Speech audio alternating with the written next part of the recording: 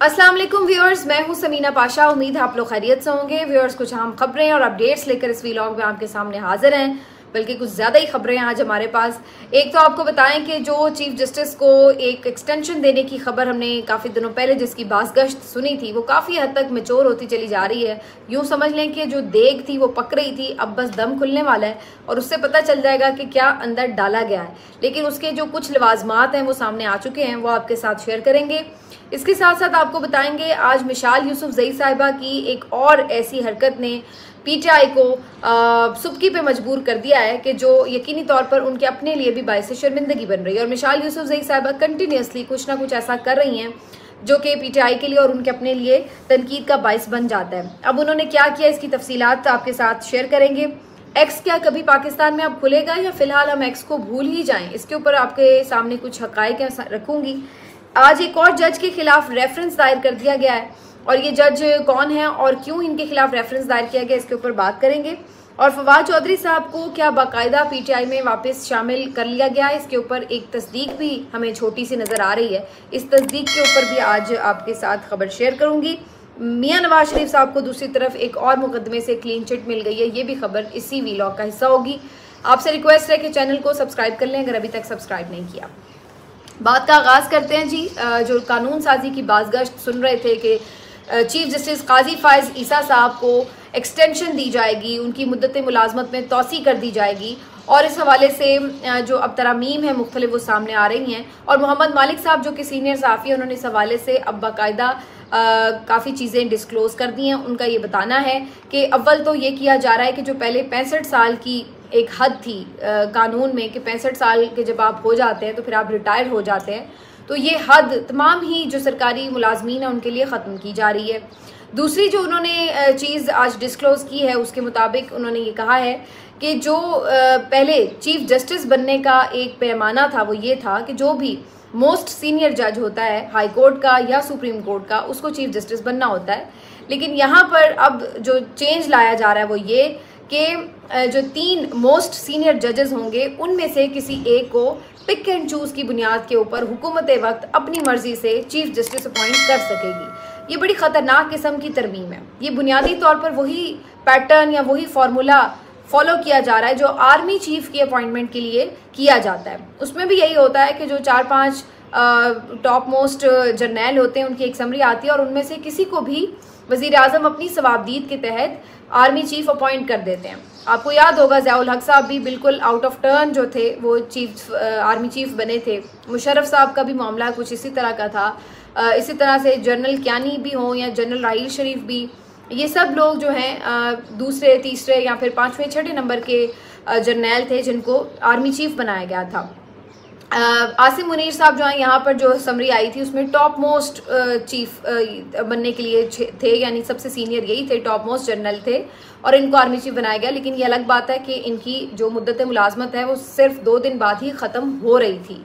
तो बहरहाल अब कहने की बात क्या है, कहने की बात यह है कि इसमें कबाहत है एक बहुत बड़ी। वैसे तो जो भी मौजूदा भी जजेस के अपॉइंटमेंट का सिस्टम है मैं उससे कोई इत्तेफाक नहीं करती, ये कोई अच्छा सिस्टम नहीं है और इसके अंदर भी पिक एंड चूज़ ही है जो अभी भी सिस्टम चल रहा है। लेकिन कम अज़ कम एक दफ़ा आप हाई कोर्ट में या सुप्रीम कोर्ट में जज अपॉइंट हो जाते हैं तो फिर एक सीनियरिटी की बुनियाद के ऊपर आप आगे प्रोमोट हुआ करते हैं। अभी तक के सिस्टम में ये है। अब आपने एक दफ़ा फिर ये महाज खोल दिया है, ये रास्ता खोल दिया है कि कोई भी हुकूमत आए वो अपनी मर्जी से किसी भी जूनियर जज को भी चीफ जस्टिस बना सकती है। तो आपने एक तरह से यहाँ पे भी पिक एंड चूज का रास्ता खोल दिया है। अगर आप ये करने जा रहे हैं तो चले हम यूं कह लेते हैं कि खोलने जा रहे हैं। इससे फिर यही होगा कि कोई भी जज चीफ जस्टिस बनने की ख्वाहिश में जो भी हुकूमत वक्त होगी उसको कोई भी उसके साथ अंडरस्टैंडिंग डेवलप कर सकता है, कोई कमिटमेंट कर सकता है, कोई फेवर्स उनको दे सकता है जिसकी वजह से जवाबन हुकूमत वक्त उसको चीफ जस्टिस अपॉइंट कर दे।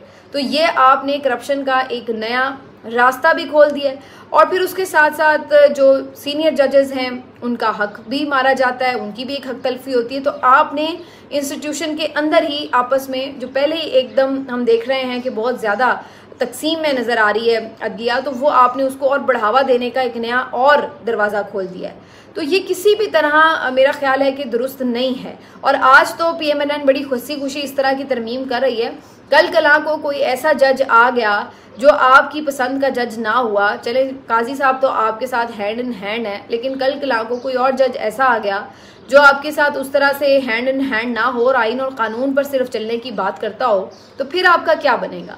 फिर वो बंदा जो है वो तो 3 साल के लिए फिक्स हो जाएगा। अभी तो ये है कि चलो जितना उसका टाइम है वो अपना पूरा करेगा और उसको जाना होगा, लेकिन आपने जो रास्ता खोला है इसमें तो कल कला को कोई भी आएगा तो वो 3 साल तक फिर आपके खूब लत्ते लेगा और किसी भी हुकूमत की नाक में दम किए रखेगा। तो बेसिकली जब भी आप शख्सियत को देखकर कानून साजी करते हैं तो उसका हमेशा तबाहकुन नतीजा होता है। ये तो लिखी पड़ी बात है हमारी तारीख की कि जब भी आपने पिक एंड चूज़ किया, मेरिट से हटकर कोई काम किया, जब आपने कानून और ज़ाब्ते को बालाए ताक रखकर कोई काम किया, या आपने किसी शख्स को जहन में रखकर कोई कानून साजी की, तो उसकी बदनीयती की बुनियाद के ऊपर कभी भी उससे कोई आपको बेहतर नतीजा निकल ही नहीं सकता। वो हमेशा आपके लिए नुकसानदेह साबित हुआ और मुल्क और कौम के लिए भी नुकसानदेह साबित हुआ, और यही दोबारा हरकत PMLN अब करने जा रही है। लेकिन इसकी वजह बड़ी साफ है कि जब आप जाली मैंडेट के ऊपर बैठे हो तो आप खौफ में मुब्तला रहते हैं और आपको लगता है कि चीफ जस्टिस काजी फाइज ईसा अगर चले गए और कोई भी जो उनकी जगह, वैसे तो अब मंसूर अली शाह साहब का टाइम है, उन्होंने मुकर्रर होना है चीफ जस्टिस, तो अगर वो उनकी जगह पर आ गए या उनकी जगह कोई भी और जज आ गया जो कि सही मानों में फॉर्म 45, फॉर्म 47 का मसला हल करने बैठ गया, जिसने मखसूस नशिस्तें जिसका हक है उसको वापस कर दी, तो फिर इस हुकूमत का क्या बनेगा? तो इस वजह से अपने आप को सिक्योर करने के लिए इन्होंने ये अब ओछे हथकंडों पर उतर आए हैं और ये इस किस्म की चीज़ें कर रहे हैं। और ये डायरेक्ट कानून साजी जो है मेरा ख्याल है काजी फाइज ईसा साहब के लिए बहुत ज़्यादा नुकसानदेह साबित होने जा रही है। अगर काजी फाइज ईसा साहब इनके साथ इस सारे अमल में शराकतदार नहीं हैं तो उन्हें वैसे ही अनाउंस कर देना चाहिए कि वो किसी किस्म की कोई एक्सटेंशन में इंटरेस्टेड नहीं है। जो मर्जी कानून साजी हो वो अपने टाइम पर रिटायर हो जाएंगे। अगर वो ऐसा करते हैं तो उनके लिए ये अच्छा होगा, बजाय इसके कि वो ज़बरदस्ती चीफ जस्टिस की कुर्सी पर विराजमान रहें, क्योंकि वो ऑलरेडी बहुत कॉन्ट्रोवर्शियल हो चुके हैं। तो बहरहाल जी ये सारी बात थी उस कानून साजी से मुतालिक। दूसरी तरफ हमने देखा कि इंसदाद दहशतगर्दी रावलपिंडी की अदालत के जज एजाज साहब के खिलाफ एक रेफरेंस फाइल कर दिया गया है और इस रेफरेंस का इंकशाफ खुद जज साहब ने किया। आज जब उनकी अदालत में समाअत हो रही थी तो उन्होंने कहा कि जनाब मेरे खिलाफ चूँकि अब रेफरेंस आ चुका है तो मैं जब तक इस रेफरेंस पे कोई फैसला नहीं होता अपने आप को इन मुकदमात से अलग करता हूँ। बेसिकली ये वही जज साहब हैं जिन्होंने बहुत से जो PTI के लीडरान हैं 9 मई के मुकदमात में नामजद थे उनको ज़मानतें दी हैं। ख़ुद शाह महमूद कुरैशी और इमरान खान साहब की भी ज़मानतें इन्होंने कन्फर्म की थी। और अब बहुत सारे और जो लीडर्स हैं जिनमें मेरा ख्याल है ख़ुद शेख रशीद साहब भी शामिल हैं और शायद शीरी मज़ारी साहिबा भी, इनकी भी 9 मई के मुकदमात में ज़मानतें इन्होंने दी थी। तो अब ये जज साहब खुद जो है शिकंजे में आ गए हैं और इनके खिलाफ रेफरेंस दायर किया गया है। अब ये टाइमिंग खुद बता रही है कि आप इंतकामी कार्रवाई करें तो आप कितने लोगों के खिलाफ करेंगे। ये 6 जज भी बुरे हैं, अब ये रावलपिंडी इंसदाद दहशतगर्दी अदालत के जज भी बुरे हैं।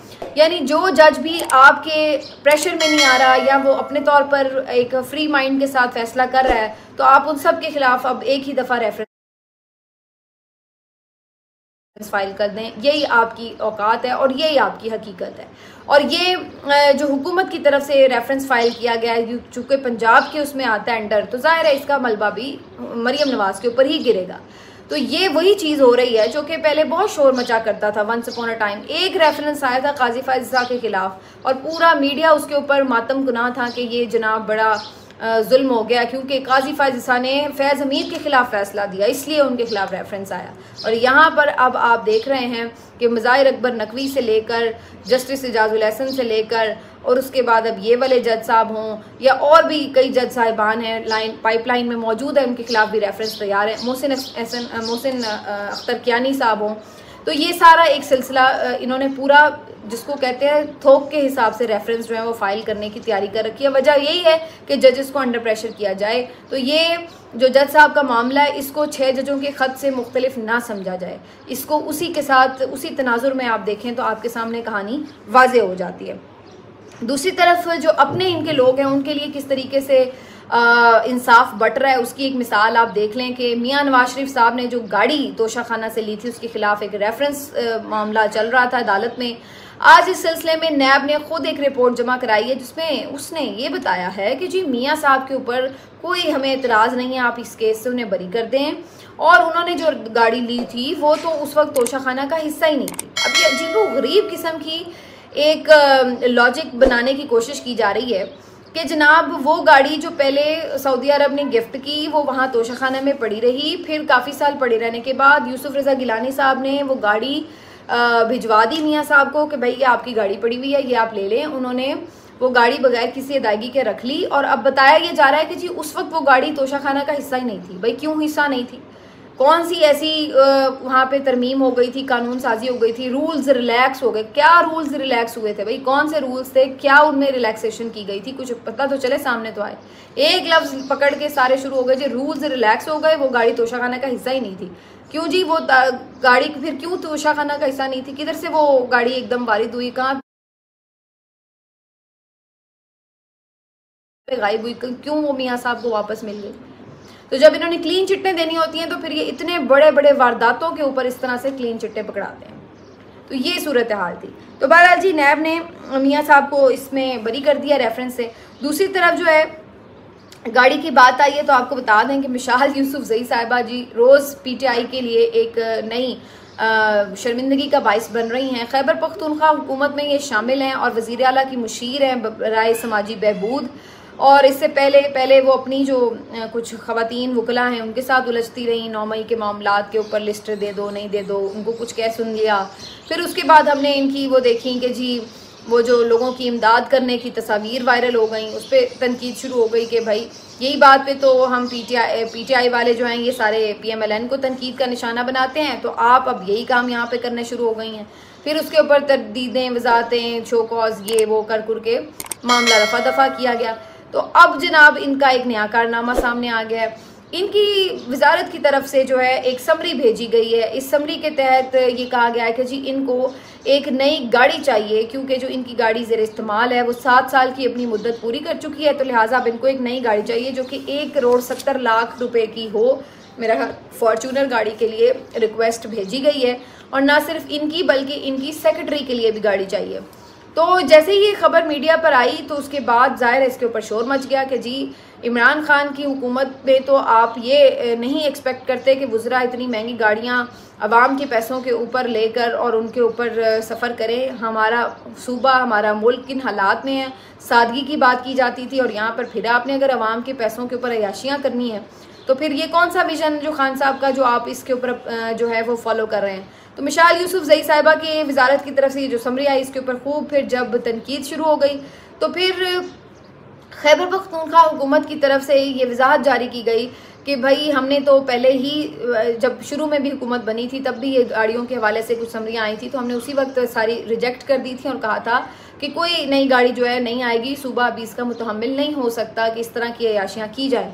दूसरी बात उन्होंने कहा कि ये सिर्फ समरी है, अगर ये वज़ीर आला तक पहुँचेगी या पहुँचती तो उसी वक्त उसको रिजेक्ट कर दिया जाना था, क्योंकि तरीका तो वही था। अभी तो ये सिर्फ समरी है, कोई अप्रूवल नहीं हो गया। मुज़म्मिल इस्लाम साहब ने इस पर अलग से एक ट्वीट किया, जो कि आपको पता है मालियाती मुशीर हैं खैबर पख्तूनख्वा हुकूमत के, और उन्होंने बड़ा कैटेगोरिकली इसके ऊपर वाज़े तौर पर बताया कि इस तरह की कोई चीज़ नहीं है और ये सिर्फ एक जस्ट रिक्विजिशन है, और रूटीन में अक्सर महकमे अपने तौर पर इस तरह की रिक्विजिशंस भेजते रहते हैं। इसका मतलब ये नहीं कि वो अप्रूव होने जा रही हैं और उन्हें गाड़ियाँ मिल ही जाएंगी। तो ये सारी कहानी है। बहरहाल तनकीद इस बात पे हो रही थी कि वो अप्रूव होती या ना होती वो तो एक अलग कहानी है। असल बात ये कि ये डिमांड ही क्यों की गई, तो बड़ा सख्त किस्म की स्क्रूटनी हो रही है इस वक्त PTI वालों के लिए। और मैं हमेशा वही बात कहती हूँ कि सोशल मीडिया पर अक्सर लोग कहते हैं जी सोशल मीडिया PTI का, भाई ये किसी का भी नहीं है। यहाँ पे जो बंदा गलत काम करेगा उसी की क्लास शुरू हो जाती है, और यही हमने देखा है कि सिर्फ एक डिमांड आने के ऊपर भी उनके ऊपर अच्छी खासी तनकीद शुरू हो गई कि आपने डिमांड भी क्यों की। जिस गाड़ी में आप पहले सफ़र करती थी मुशीर बनने से पहले, अब उस पर आप क्यों नहीं सफ़र कर सकती, ऐसी क्या तकलीफ हो गई है। तो उसके बाद अब मज़ीद एक और वजाहत इसमें जारी हुई कि नहीं जी ये मिशाल यूसुफजई साहिबा की तरफ से कोई रिक्वेस्ट नहीं थी, उनसे पूछे बगैर ही उनके डिपार्टमेंट ने ये समरी जो थी वो रूटीन वाइज जारी कर दी थी कि जी 7 साल पूरे हो गए तो गाड़ी चेंज हो जाए। ये उनकी उसमें अप्रूवल शामिल नहीं थी।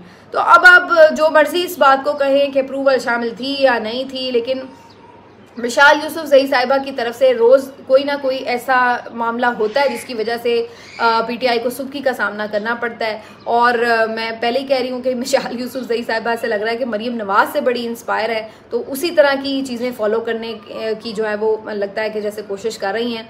मेरा ख्याल से थोड़ा देखना चाहिए पीटीआई को इस मामले को, और सोचना चाहिए कि किस तरह के लोग आपने अपनी कैबिनेट में रखे हैं जो कि इनके लिए बायसे शर्मिंदगी जो है वो बन रहे हैं रोज़ाना की बुनियाद पर। कोई एक आध चीज़ का हो गया, चलो आपने कवर अप कर लिया, लेकिन हर रोज़ की बुनियाद पर आपके ऊपर अगर इस तरह की चीज़ें आ रही हैं तो यकीनी तौर पर यह आपकी गवर्नमेंट की जो परफॉर्मेंस है उसके ऊपर फिर असरअंदाज होती हैं।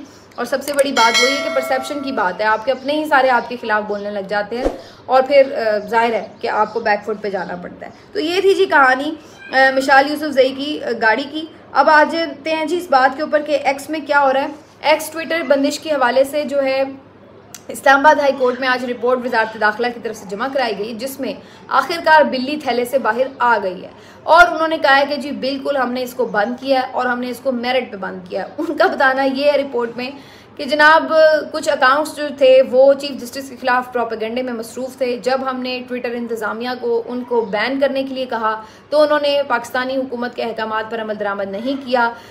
वजह उसकी ये थी कि जो एक्स है वो पाकिस्तान में रजिस्टर्ड ही नहीं है, तो लिहाजा हमने उसके बाद इसको बैन कर दिया, क्योंकि ये फिर इसको बहाल करने की जो आई हुई है दरख्वास्त भी, ये भी गैर कानूनी तस्वुर की जाए, क्योंकि जो हमारे आइन और क़वानीन के तहत हमारे ज़ाब्ते में नहीं आता, ऐसी कोई भी ऐप को हम या किसी भी ऐसे ऑफिशियल यानी कोई भी ऐसा सेटअप है उसको हम अलाउ नहीं कर सकते जो पाकिस्तान में कुछ भी फैला रहे हों लोग, उसको अगर बैन नहीं करता। पाकिस्तान की सालमी है तो और वही जो उनकी एक घिसा पिटा पहाड़ा होता है वो शुरू हो जाता है, और फिर उसके बाद जनाब उन्होंने कहा कि जी इस वजह से पाकिस्तान को बड़ा नुकसान हो सकता है, लिहाजा ये बंद ही रहेगा। तो ये अब उन्होंने बता दिया। मुझे तो इससे यही तासुर मिला है कि इनका कोई प्लान नहीं है एक्स को खोलने का, तो फिल वक्त तो आप इसको भूल जाएं बिल्कुल। और आगे मेरा ख्याल है हमें तो खबरें ये भी आती हैं कि भी और भी जो सोशल मीडिया ऐप्स हैं शायद उनकी भी ये गला घोंटने की तैयारी में है। सबसे ज़्यादा तकलीफ जो थी वो एक्स की थी, उसको सबसे पहले पकड़ा गया है। हाँ, अलबत्ता जो सिंध हाई कोर्ट के चीफ जस्टिस हैं उन्होंने ज़रूर कोई सख्त इसके ऊपर रिमार्क्स दिए हैं कि जी हमें अगले हफ्ते तक लाजमी इसके बारे में बताया जाए वरना हम कोई हुक्म जारी करेंगे वगैरह वगैरह। लेकिन अगैन वही बात है, अदालतों के हुक्म या सख्त अहकामात के ऊपर जब अमल दरामद ही ना करना हो तो फिर कौन यहाँ पे अमल दरामद करा सकता है। तो इसलिए मुझे तो इस सिलसिले में कोई अदालतों से इस पे होप नहीं है कि वो इसको बहाल करा सकते हैं। और अब तो बड़ा खुल के वजारत दाखिला का मौक़िफ़ सामने आ गया है, और मैं तो ये भी सोचने पे मजबूर हूँ कि अगर ये इतनी गैर कानूनी ऐप है तो ख़ुद वज़रा या पाकिस्तान के सरकारी अकाउंट्स क्यों बने हुए हैं इसके ऊपर, इसको फ़ौरन डिलीट होना चाहिए। और वज़रा को भी चाहिए कि वो एक्स यूज़ ना करें, क्योंकि भाई ये तो गैर कानूनी ऐप है, तो इनको भी चाहिए कि VPN लगा के ट्वीट ना किया करें। और इनको चाहिए कि जितने भी ऑफिशियल हमारे अकाउंट्स हैं उनसे भी किसी किस्म का कोई भी मैसेज जो है आवाम तक ना पहुंचाया जाए, क्योंकि ये तो गैर कानूनी किस्म की वेबसाइट है। तो मेरा ख्याल है कि अगर आप में थोड़ी सी भी ग्रेस है और अगर आप इसको इस तरीके से इस अंदाज से देखते हैं तो फिर थोड़ी सी ये भी शर्म करें कि फिर अपने भी अकाउंट सारे बंद कर दें, ताकि हमें पता चले कि वाकई इसका टोटल बॉयकॉट है भाई, क्योंकि ये पाकिस्तान में रजिस्टर्ड नहीं है। तो ये एक बड़ी सीधी सी सूरत हाल है। लास्टली आपको बता दें, इंतज़ार पंजोता साहब ने अतर काज़मी साहब के शो में गुफ्तगू करते हुए फवाद चौधरी साहब से मुतल्लिक ये बताया है कि इमरान खान साहब उनकी तारीफ़ करते हैं, और उन्होंने ये कहा कि उनके ऊपर बड़ा दबाव रहा और उन्होंने काफ़ी कुर्बानी भी दी है। वजह यही है कि उनको इमरान खान साहब के ख़िलाफ़ गवाह बनाना चाहते थे, लेकिन फवाद चौधरी साहब ने रजिस्ट किया है। तो इस पर इमरान खान साहब ने हमेशा उनके लिए अच्छे अल्फाज इस्तेमाल किए हैं और उनकी तारीफ़ की है। तो ये अल्फाज थे इंतज़ार पंजोता साहब के, जो कि फोकल पर्सन भी हैं इमरान खान साहब के। तो जो एक वो टीम बनी हुई है उसमें उनका भी नाम है। तो ये बड़ी खुशाइन बात है। एक तरह से इसका मतलब है कि ये उन्होंने फवाद चौधरी साहब के लिए तकरीबन तस्दीक कर दी है कि वो PTI का ही हिस्सा है, क्योंकि कुछ दिन पहले फवाद चौधरी साहब ने ये बात कही थी कि मेरे मुस्तकबिल का फ़ैसला इमरान खान ही करेंगे। तो उनका मतलब यही था कि अगर वो PTI में उनको समझते हैं कि वो PTI में हैं तो इसका मतलब वो तो अपनी सियासत PTI के साथ ही करने में ख्वाहिशमंद हैं। तो अब काफ़ी हद तक ये बात क्लियर हो गई है कि फवाद चौधरी साहब के हवाले से इमरान खान साहब की तरफ से भी ग्रीन सिग्नल ही है। इंतज़ार पंजोता ने जो बात की है उससे तो कम से कम यही तासुर मिलता है। बाकी फवाद चौधरी साहब अभी मोहतात हैं और मेरा ख्याल है वो भी फर्दर मोहतात रहेंगे भी, क्योंकि बिला वजह वो भी नहीं चाहेंगे कि उनको भी बार बार बिला वजह जेलों में डाला जाए, बिला वजह वो भी जो है वो मज़ीद अजियतें झेलें, नए नए मुकदमात झेलें। अलबत्ता ये ज़रूर है कि जब वो अब ट्वीट वगैरह कर रहे हैं तो उसमें मैं देख रही थी कि जब शुरू में वो ट्वीट किया करते थे, चाहे वो कोई फ़लस्तीन के मसले पे ट्वीट करते थे या किसी और मसले पे ट्वीट करते थे, तो नीचे खासी क्लास हो रही होती थी और लोग काफ़ी तनकीद कर रहे होते थे। लेकिन अभी उन्होंने रिसेंटली रिहा होने के बाद जो ट्वीट्स किए हैं उसके ऊपर काफ़ी पॉजिटिव रिस्पांस था लोगों का। और मैं देख रही थी बहुत सारे कमेंट्स में लोग कह रहे थे कि वेलकम बैक और अच्छा हुआ आप वापस आ गए, आप जैसे एक ब्रेनी आदमी की ज़रूरत है पीटीआई को वगैरह वगैरह। तो ये उनकी वापसी के हवाले से उस तरीके की रेजिस्टेंस देखने में नहीं आई जो अली जैदी साहब या कोई और छोड़ के जाने वालों के हवाले से रेजिस्टेंस देखने में आई। तो फवाद चौधरी साहब के लिए तकरीबन रास्ता अब साफ़ और हमवारी नज़र आ रहा है और लोगों ने भी मेरा ख्याल है उन्हें एक्सेप्ट किया है। अगर खान साहब ने उनके लिए नरम गोशा दिखाया है तो दूसरी तरफ जो फॉलोअर्स हैं उन्होंने भी इस बात की तस्दीक किया है कि फवाद चौधरी साहब ने भले ही एक ट्वीट करके पीटीआई से जाने की बात की थी, लेकिन उन्होंने बहरहाल पीटीआई से वफ़ा निभाई है और उन्होंने खान साहब से भी वफ़ा निभाई है। तो लिहाजा फ़िलहाल नज़र आ रहा है कि फवाद चौधरी साहब वापस पीटीआई का ही हिस्सा बन चुके हैं। मिलते हैं आपसे।